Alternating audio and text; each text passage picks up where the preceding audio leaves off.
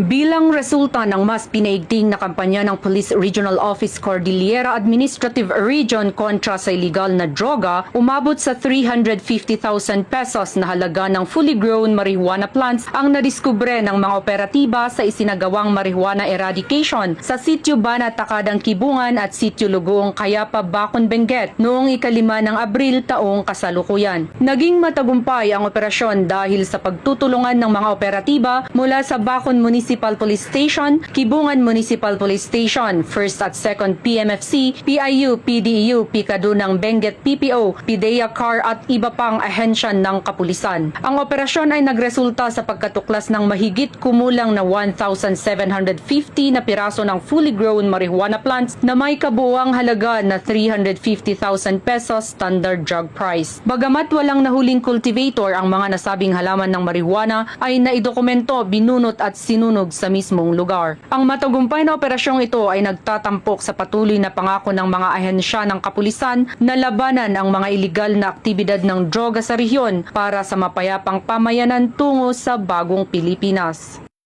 Mula dito sa rehiyon ng Cordillera, ako ang inyong PNN correspondent, Patrol Woman Lizelle Digman, alagad ng batas, tagataguyod ng Balitang Pulis.